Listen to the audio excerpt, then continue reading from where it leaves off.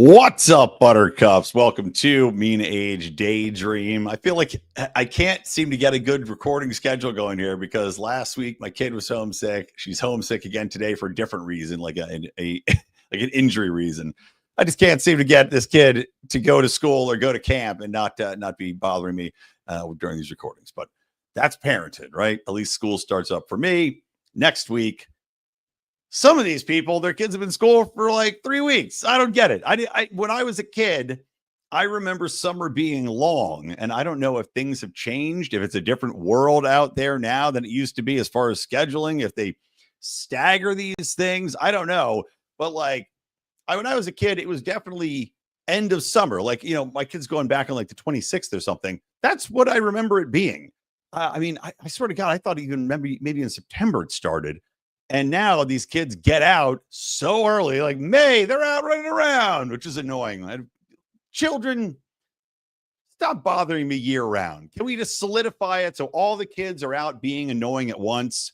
All the little scum hounds are at the gym annoying me and using all the machines when I want to be there at once. And then all of them are gone again. It's like cicada, the cicada come out of the ground every 15 years or whatever it is. And they make their noise and they buzz and they follow the trees with their hooks and their claws. And then they go back and you don't have to bother with them. Let's just do that with the kids. Can we just please? Anyway, welcome to Mean Age Daydream, guys. I am interested in a trend that has popped up here, and it is as baffling as it is disturbing, right? First and foremost is what I want to talk about in the show. And that is, we saw recently Jim Acosta, who is the very failed former CNN White House correspondent, who of course had some of the worst TDS you've ever seen. But at the time for CNN, which had one motive and one, modus operandi, which was attack Trump at all times. They were the anti-Trump network, the equivalent of MSNBC, now MS Now. We'll talk about that a little later. But Jim Acosta was the most antagonistic of any correspondent I've ever seen, just routinely fighting with, whoever was up there, Sean Spicer or whoever the people were. Trump went through 15 different press secretaries his first time around. But he was unapologetically a hater of the president and has since lost his job. Now, this probably corresponds equally with the fact that CNN had to do mass firings. Of course, Don Lemon out on his Don Lemony ass. Lemon parties ahoy for Don Lemon. He's out on his ass. So many others have been let go. Frankly, CNN needs to continue to clear house. And they've actually rehired that little fat pig potato. Oh God, who was the guy? He ran that show where he reviewed whether or not the media was doing what it was supposed to be doing. Brian Stetler. Yeah. They rehired him, which made no sense. They seem to have now abandoned, maybe because Donald Trump won, right? Because CNN fell off during this entire time when Biden was in office. People were like, okay, who cares? Trump comes back in, but they still regain those numbers. And MSNBC is in the trash because all these horrible news agencies had told you, well, don't worry, it's a close race. And don't worry, democracy's on the line. It's a battle for democracy. And then once Donald Trump won, all their viewership went, oh, you were just lying to us. This was a blowout. It wasn't close. You've just been completely blowing smoke up our asses. So Jim Acosta was let go as one of the prime smoke blowers and antagonists of the era. He then, and in whatever he's doing on his own, the Jim Acosta Power Douchebag Hour, he goes out and holds an interview with an AI that was created to essentially mimic the son of a couple that died in the Parkland shooting. And let me bring up the name of this kid real quick so if they even say it. So former CNN, this is from a recent story. Former CNN correspondent Jim Acosta shared a new video in which he interviews an AI-generated version of Joaquin Oliver, one of the 17 people killed in the 2008 mass shooting at Marjorie Stoneman Douglas High School in Parkland, Florida. So they take photos of this kid. They put him on with using generative AI, and he's wearing a beanie and he's speaking in a monotone digital voice. And he then asked him, what happened to you? And then the AI version goes, and this is verbatim from this story, I was taken from this world too soon due to gun violence while at school. It's important to talk about these issues so we can create a safer future for everyone. I'm sure that's exactly what this kid would have said, right? But it's not even that how unbelievably idiotic and how unbelievably just, I don't know, I mean, creepy, just repulsively disgusting that this guy is looking to try to get political points by interviewing a dead child. And what's even more sickening to me is the fact that the parents went along with it. Now, I understand you lost your son. You're angry about it. We all would be. I mean, I've got 2 little girls. I would be heartbroken. I would go for revenge. But at the same time, I'm not going to use my kids as props and allow some asshole like Jim Acosta, of all people, to create a bizarre, otherworldly, uncanny valley and completely unrealistic portrayal of my dead child in order to parrot talking points. What parent thinks that this is a good idea? What parent thinks that this is a genuine way to honor their child, use it for good? Because all that happens is people look at it and go, that's repulsive. It's disgusting. It's sickening. It makes the bile rise up in your throat. But it wasn't just that. It wasn't just Jim Acosta who did this or these disingenuous parents. It's gone now to the point where I'm seeing other media outlets do the same thing. To wit. And this is a little bit different in that it's not an AI generated version. But it's funny. Sean says, did the pardoned auto pen write the question is for Acosta? Probably. And yes, Francis, all dead people vote socialist. Correct. So this is a story that came out from the Hollywood Reporter. Number one, the dumbest thing I've ever seen in my entire life. But this is the Christopher Reeve story, filmmakers on how they believe the actor would have stood up to Donald Trump today. So they've excused us, at least, from having to be submitted to the creepiness of what it would be like to have an AI-generated version of Christopher Reeve. And Christopher Reeve, if you don't know, for the younger people out there, he was the original Superman in the movies. And some of them were actually very good. He was the Man of Steel. He was a good actor, nice guy. He got bucked off a horse, if I'm remembering correctly, and broke his neck and was in, severe spinal issues, in a wheelchair, and eventually passed away. Why they decided that this is the time to go out there, make a movie about somebody, right? They make a movie about him. They're not related to him. They're not part of him. They haven't somehow, gone to a psychic medium and communicated beyond the grave with Christopher Reeve. Why in the world, the Hollywood Reporter thought, what would be a great idea?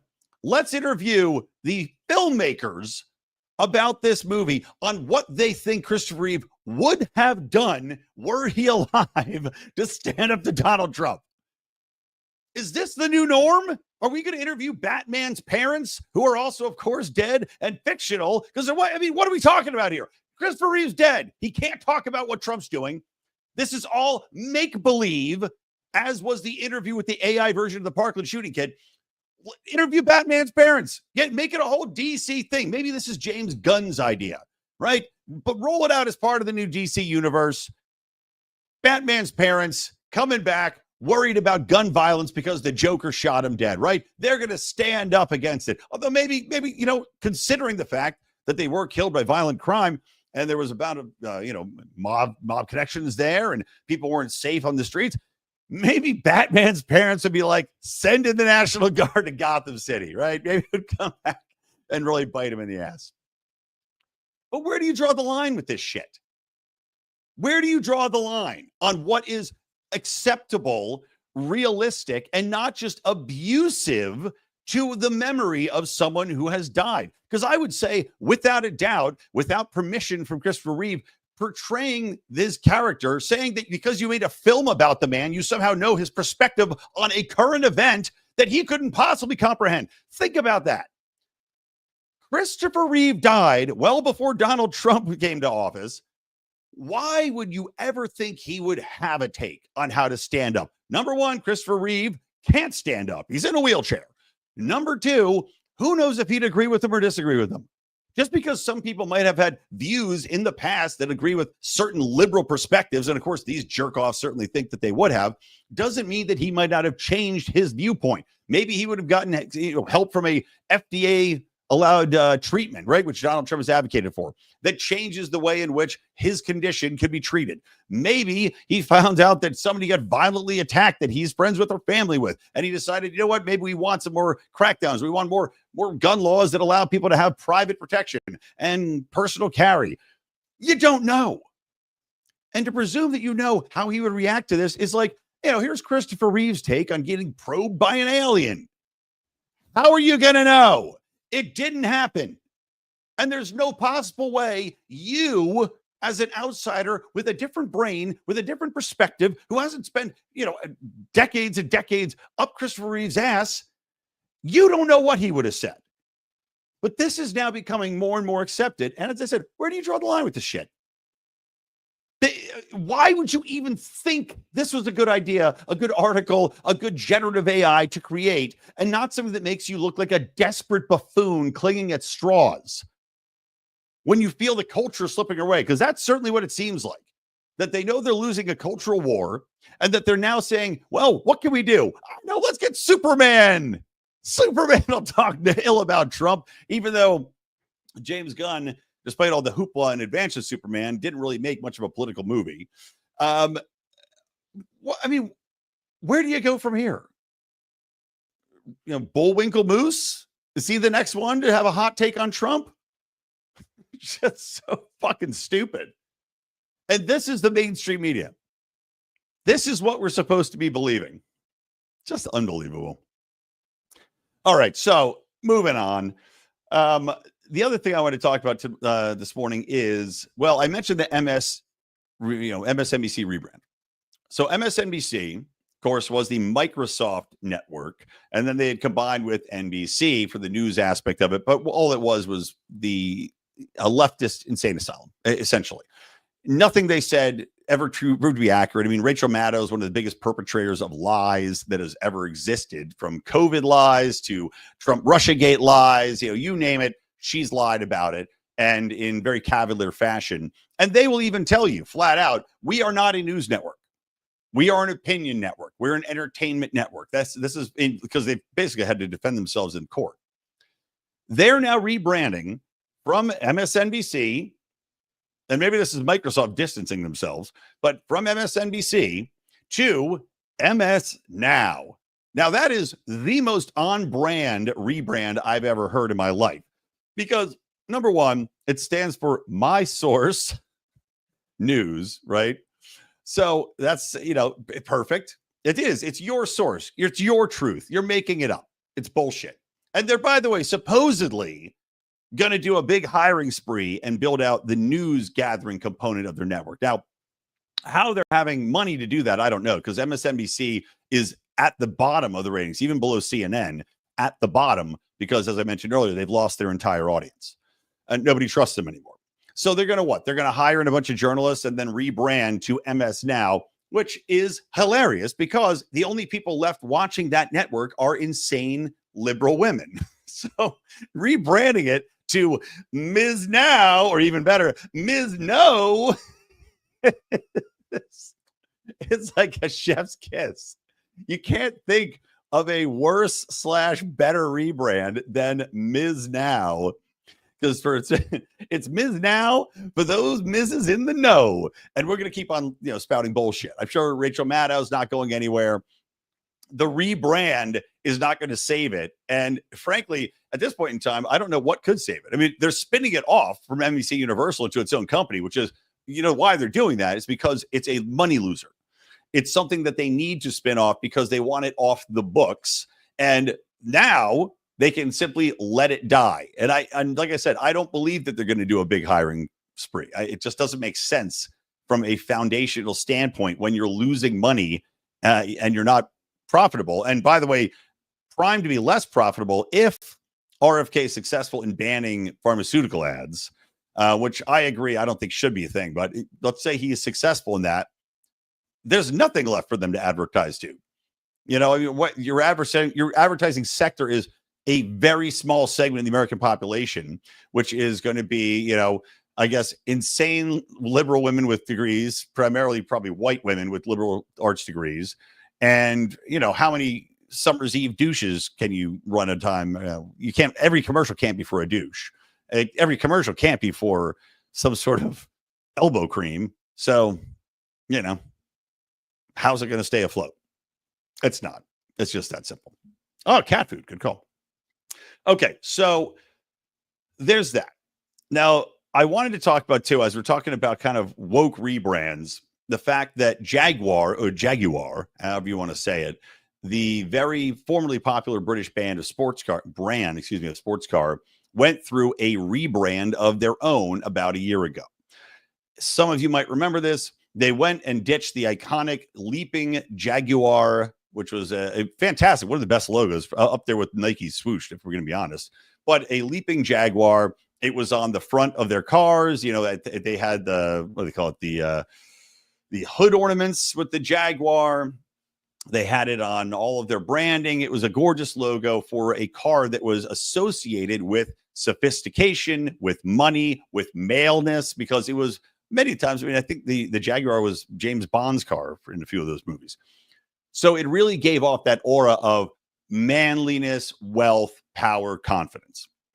So what did they do? Well, they decided during last year and kind of the height of woke idiocy, right along with the Bud Light fiasco and Target, which we'll talk about momentarily, they decided that they were going to ditch the iconic logo, just use some ghetto ass looking J, and also release the worst commercial I've ever seen.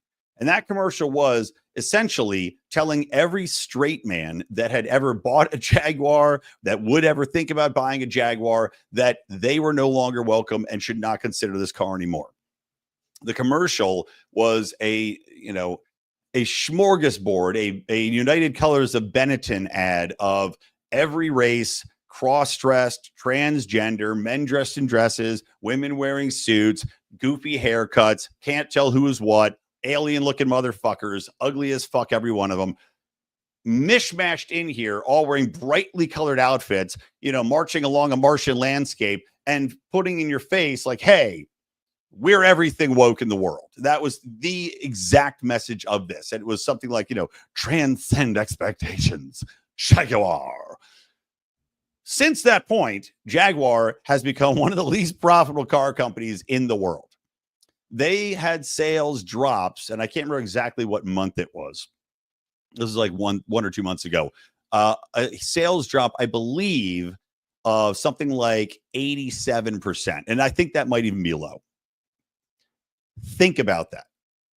You're losing almost all of your sales because who bought your cars? It was, wealthy, like maybe white, maybe not white, but wealthy men who had the funds, who associated it with being a big swinging dick. They wanted a cool looking car that was like James Bond. And you dumb fucks went out there and went, hey, rich guys, this isn't for you. This is for all these weirdos around here. And you're not one of them. And we don't want your business. And at the time, the CEO had essentially said that, like, well, this is for everybody. We're not just a car. It's like similar to Bud Light. Decimated. So guess who's out on his ass? CEO of Jaguar. Bye-bye, fired, appropriately so. One of the worst marketing moves I've ever seen in my life, and with the most instantaneous result. I mean, it's very similar to Bud Light. Instantaneous, go woke, go broke. Now, Target did a similar action with the trans, with the gay pride stuff. If you'll recall, they really pushed this whole left-wing agenda of putting all these content, all these t-shirts up front, embracing, gender identity and all this other shit. And it really pissed people off. Not that you shouldn't have those options somewhere, but I think it's the way they did it. And I had, by the way, far less problem with Target than I did with Bud Light, but they got a lot of backlash. They got a coordinated campaign of boycotting, saying people are sick of this, don't do it anymore. And Target got their asses kicked, right? And by the way, they've also, I think, gone back on, I joked a couple of episodes ago on their "we only hire disgustingly ugly people as models" campaign. The ugliest people in the world I've ever seen are on Target billboards in their stores. They seem to have righted that ship. But they also, I noticed this time around, because it was, I think, exactly a year ago, as of the 4th of July time, when they had the 4th of July attire and, party stuff behind the gay pride stuff. That's what really pissed people off. So Target also massive decline in shares, stock price way down, customers way down. So guess who else is out on their ass? Target CEO, now fired. He stepped down. It's not something you're seeing in every single aspect, as we just talked about. The Hollywood Reporter certainly is staying woke. Hollywood certainly seems like they're still pushing out woke content, but slowly coming around. But I think that you can't argue with the economics that exist right now. You're seeing the brands that have gone the other way, that have righted the ship, that have put out and said, we're not doing any more DEI bullshit. And you're seeing that more and more. You've seen that over the last few months, all these different companies dropping their DEI initiatives and making it very publicly saying, we are not hiring this anymore. We're not prioritizing this anymore. We're eliminating our staffs. This is in academic institutions. This is in companies like, Harley Davidson. Harley Davidson had a big DEI push. They put out explicit messaging saying we're not doing this anymore. And you see those companies now push on to succeed and rebound, where companies like Jaguar, good luck. Just like Bud Light, I had said that essentially Bud Light was going to be generationally ruined. The next generation of beer drinkers, let's call it the next 5 years of beer drinkers, not a full birth generation, but let's say the next college generation of beer drinkers is going to be ruined on Bud Light. They still have not recovered. They've come back somewhat, but Modelo leapt them and is not looking back because they fucked up their position that badly. And whenever fucking Yingling finally gets distributed nationwide, don't know why it still isn't, because they made a deal with Coors like 5 years ago to do it, Yingling will be the number one drink in the land. But still, Jaguar, that car company is ruined for 20 years. Because at this point, you've destroyed the brand. The people that would have bought it now are completely disincentivized from buying it again. And the next generation of car drivers is probably 10 years down the line. So good luck building that back up. And for a car that, by the way, it's not like a Bud Light where you can right the ship, or a Target, you can right the ship by discounting the hell out of it and running some quirky ads, with, Peyton Manning in them again, or Jason Kelsey. You're selling a very expensive luxury car. How are you going to right that ship? Because it's not through having the cost of it. It's not through having multiple sales. You can't go buy a 6-pack of Jags. Good luck, guys. Go woke, go broke. Okay. Couple more things I want to talk about real quick. Gas mileage. So there's an interesting post that Jason Carrier, who is a supporter of ours, had shared with me. And this is from Peter St. Ange, who does some very good content, libertarian professor. And he did an interesting video that I did not know about, talking about how the big, beautiful bill, as bad as that thing was in many ways, did do a few things right. And one of those things was eliminating the mileage limits mileage requirements that had to be put on automobiles. And there's a lot in this that's very important, because you think about how much this put an onus on car manufacturers to create cars. And this is just cribbing from him, but all these things are completely accurate, make sense. The amount it costs, number one, consumers is like $6,000 per car, right? Just to meet these requirements. On top of that, you had just last year $3.5 billion per car manufacturer in the United States, just on meeting these requirements, just on, compliance costs. And at the same time, you also have cars that are being created. And, if you've ever been in an old car, they are heavy. They're made of steel. They are tanks. You can get in a fender bender and both cars walk away and there's very little damage. In a newer car, which is, by the way, designed to crumple in, right? The crumple zone's great, except your car is destroyed going 50 miles an hour. But at the same time, people are also dying in these smaller cars, right? Manufacturers are making smaller, lighter automobiles. What's the side of your car made of now? It's like fucking, aluminum. People are dying at a far higher rate when they get in these accidents because of this. There's only so much technology can do as far as crumple zones or airbags or seat belts or whatever it might be when you have a car that's that much lighter and the laws of physics don't change. Because before, you did not have these problems when you had the larger cars, right? You just, like I said, these are tanks and you could roll in them and you could get dinged in them and you're not going to get a car crumpled up into a ball of aluminum. On top of that, they're also talking about in this, like the fact that foreign entities, because we impose these laws and these regulations on our own companies, but foreign car companies were already creating cars that were essentially designed for our marketplace. So our agencies, our car companies got docked and have to figure out and make all these changes and make all these adjustments. In the meantime, foreign companies already are making smaller cars, like Japanese models. These are all small cars, Italian cars, all these small cars, European cars, designed to be smaller, tighter, because their roadways are far tighter and far smaller. They also don't necessarily have to drive as many miles. So they come into the market with an advantage. And then, because they have an advantage already, they're selling back like carbon credits to our companies. So they're also just bilking us on every possible way. So long story short, that now is gone. So we should being the key phrase here, we should see cars and the cost of cars start going down and the materials start opening up as far as what we can make with cars, what we can put into them. And hopefully that's going to mean that manufacturing cars in this country should become far more affordable for the consumer and more profitable for the manufacturers. So there you go. Interesting stuff. Wanted to share it. Last thing here, and then I'll finish up and go back to my my youth who was home. There was a big flap in the libertarian social sphere, which, of course, I'm always blamed for all these flaps, whether I create these posts or not, but I completely support this post. And it was a post citing the fact that they were, cutting off, and this was specifically in Texas, cutting off SNAP benefits for usage on sugar, soda, sugary cereal, whatever it is. And this is, I believe, also on the federal level now, right? Your EBT cards, you can't use it to buy junk food and shit and cigarettes and chocolate. So the tweet that went out, the post that went out was a simple phrase, which was basically saying, look, if you trust the government, if you are accepting government money to buy your food and your whatever else, you cannot complain when they tell you how to use it. There's nothing controversial about that at all. Number one, I'm against the government providing, this type of benefit in general.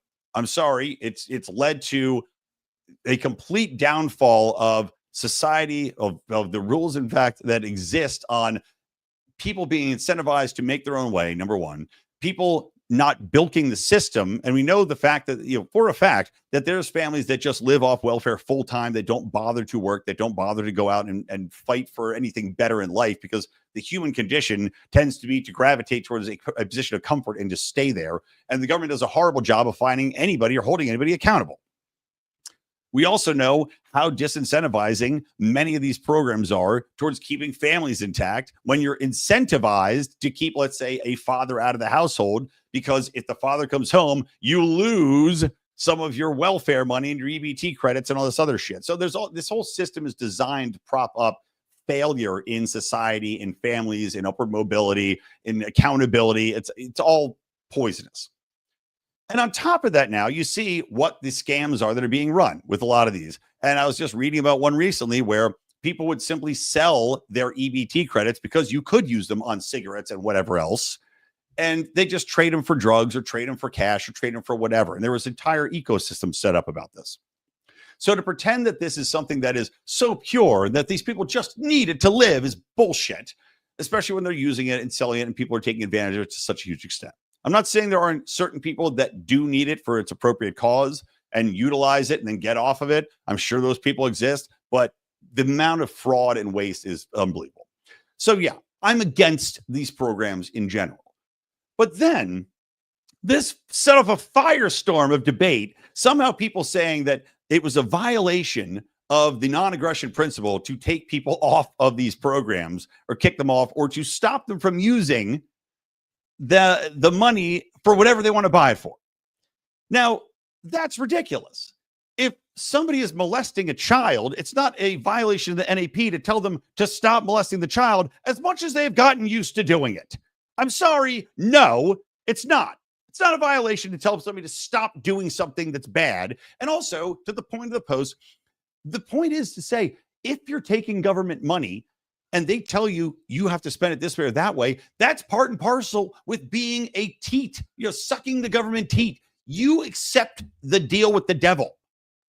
I'm sorry, you don't get to dictate the terms on free cash that's being given to you. And in fact, that's the warning, is it not? The warning is that you are going to be subservient. Think about healthcare. Think about what they can do with that if it's universal healthcare. Well, now they're going to get to control what you eat, how many calories you intake, or otherwise you don't get your healthcare. They get to ration what healthcare you do receive and when you receive it and how you spend it, how you spend your dollars on doing whatever. The same thing with public schooling, right? There's a reason we were fighting for choice and something we're made to do. When you accept the government as a service and you accept that they're providing you a service, you lose control over the service, over what you get to choose to do with it. That's the fucking point. And the fact that so many people are arguing and getting upset and saying that this is a violation and you've got libertarians arguing for the welfare state and an unhindered version of the welfare state, mind you. And it really shook me in a way that I've come to realize how much work needs to be done, if I'm being perfectly honest, and that how many people are unabashed leftists masquerading as freedom fighters that really have no belief in the cores and the fundamentals of what libertarianism is or individual rights and responsibilities are. And that they just like a convenient version where they keep some of the things, they keep most of the crap that's statist, but they'll fight back against some things here and there. Because if there's one thing you should be able to agree on, it's that if you're taking government money, you cede your control. As I said, it's a very obvious deal with the devil, and we're seeing it destroy the country in almost every facet of what's going on, whether it's the economy, whether it's housing, whether it's schooling, whether it's food, whether it's imports. The devil is controlling everything now. We've made the deals, and now we are stuck with the backlash of those deals, which is struggling to pay bills, struggling to buy houses, struggling to get a decent education, struggling to find a job, struggling to keep your savings because the spending keeps going up, because that's part and parcel with the welfare state, with all the services they're providing, with the massive bureaucracy, with all the hiding and the funding. These people are defending this means they don't understand any of that. It should not be controversial. Okay, that's it. Thanks, guys. Remember, Expat Money Summit. You can get a promo code for 20% off your premium package, but it's free if you want to check it out. It is the primo destination if you guys want to check out ways to spend your money smartly overseas, savings accounts, buying properties, basically a plan B for the plan A that would be living in this deal with the devil right now. Check that out. expatmoneysummit.com, promo code Lions. Now you can get a free ticket, by the way. It's an all online summit, Expat Online Money Summit. Free online. This is just off the cuff, by the way, but definitely check it out because you've seen what's going on in the country. And it's really important to have some sort of semblance of a plan if things go really haywire. So check that out. Like I said, you can go for free. expatmoneysummit.com if you want to get the full access to everything, all the packages, recordings, all the notes and documentation. Then you can use promo code Lions for 20% discount. All right, guys, I will see you next week. Remember, we've got all of our shows here at the Lions of Liberty, and more coming soon on our Patreon, patreon.com/Lions of Liberty or lionsofliberty.locals.com. All right. Peace from me, Brian McWilliams, from the Lions of Liberty Network, and from Mean Age Daydream. Keep those electric eyes on me, babe, and keep that ray gun to my head.